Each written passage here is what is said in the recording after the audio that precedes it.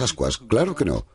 Si elevas la temperatura de tu cuerpo por encima de un punto determinado, es claro que te vas a quemar. Así que las personas que no se queman son aquellas que no están elevando la temperatura de sus pies hasta el nivel en que se hacen daño.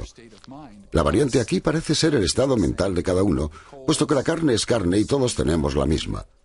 Las brasas también son las mismas para todos. Sin embargo, ¿cómo se explica el hecho de que de un grupo de 100 personas solamente 2 o 3 se quemen? ¿Cómo se explica este fenómeno con las leyes físicas, como la idea de Lindenfrost o la teoría de la conductividad? La variante es el estado mental de la persona, no la puesta en escena física.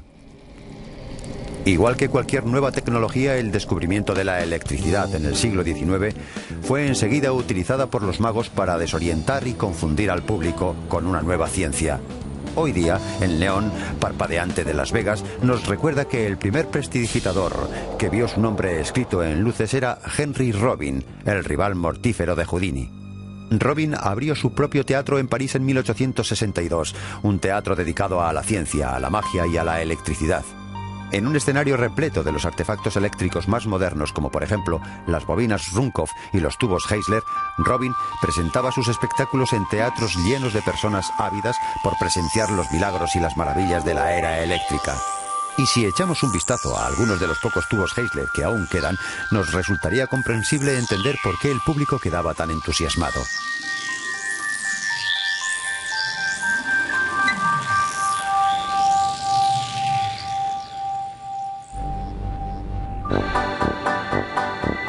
Uno de los magos más extraños en explotar las maravillas de la electricidad fue una persona que se hacía pasar por el doctor Walford Body, un maestro de la autopromoción que se anunciaba como el milagro viviente, diciendo de sí mismo que poseía conocimientos sin límites de todo cuanto estaba relacionado con la electricidad. Causó sensación a principios del siglo XX.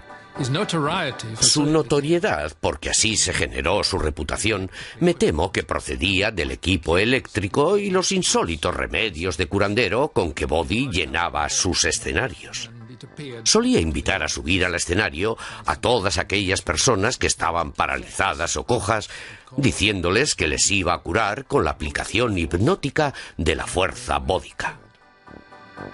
Excelencias, damas y caballeros, Wilton's, el teatro más elegante de la ciudad, tiene el orgullo de ofrecerles esta noche la esencia del norte, el mago eléctrico, el moderno realizador de milagros, el famoso cirujano sin sangre, el único, el asombroso, el doctor Walford Body.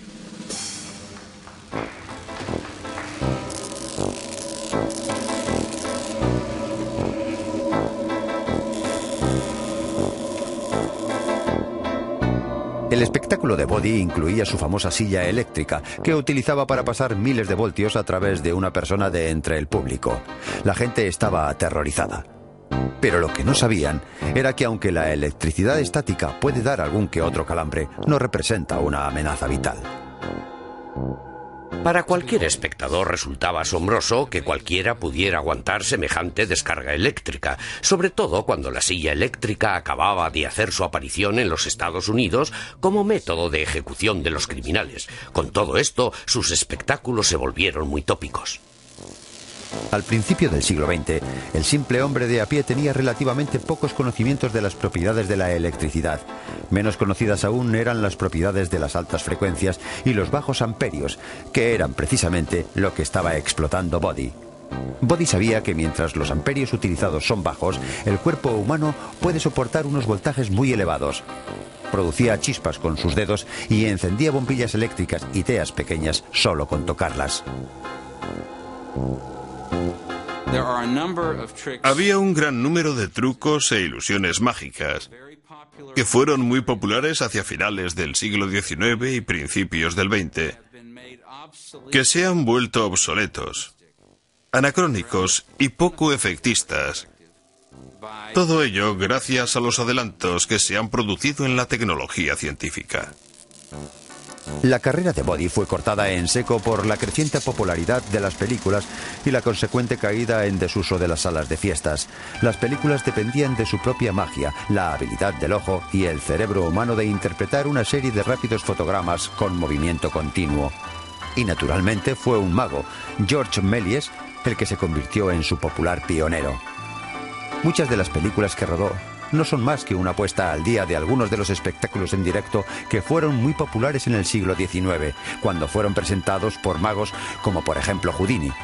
En vez de emplear métodos mágicos, Méliès desarrolló una técnica fotográfica que conseguía el mismo efecto mágico ante un público inexperto. Lo que nos resulta quizá más asombroso es que Méliès llevó a cabo todos sus efectos especiales ópticos dentro de la cámara, sin poder contar con la ayuda de la técnica de las cuales disponemos hoy día, como por ejemplo animación por ordenador o la tecnología digital.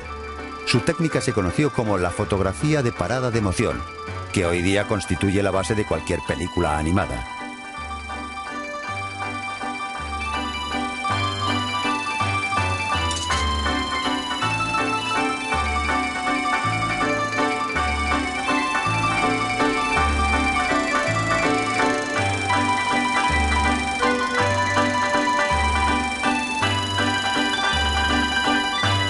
La técnica que empleaba Méliès dependía de una cámara fija que él paraba en el momento exacto en el que él quería incorporar algún efecto especial.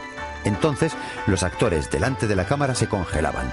Se quedaban absolutamente quietos mientras los ayudantes de producción sustituían todo cuanto había que cambiar en la escena. Una vez que todo lo nuevo estaba en su sitio, se volvía a rodar. Cuando se proyectaba la película, el efecto producía la impresión de que había sido filmada en una sola toma. Al final del siglo XX, mientras el cine cedía ante las presiones de la televisión, los magos se enfrentan a la posibilidad de elegir entre tantas tecnologías que les resulta desconcertante. No saben cuál elegir para hechizar al público. Puede que no pase mucho tiempo hasta que aparezca la realidad de la magia virtual y resulta que es el mismo público el que se convierte en mago. En esta época cínica de la información, hay una tendencia entre los jóvenes de creer que toda magia, sea la que se ve encima de los escenarios, sea la de un plató de televisión, es el resultado de los efectos especiales. Sin embargo, mientras tanto, los magos de hoy siguen desconcertándonos y asombrándonos con sus modernas ilusiones ópticas y también los trucos de antaño que necesitaban humo y espejos. Los magos siempre harán que lo imposible nos parezca posible.